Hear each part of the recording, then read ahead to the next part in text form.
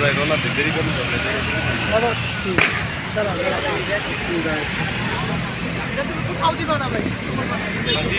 হাতির ঝিল, প্রিয় দর্শক শ্রোতা, এটা আমাদের হাতির ঝিল বাংলাদেশের।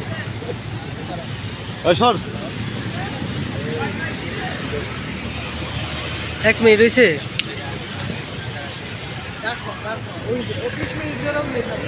শেষ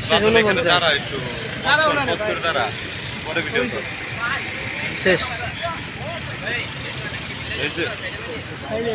মোবাইল কিন্তু ফালাই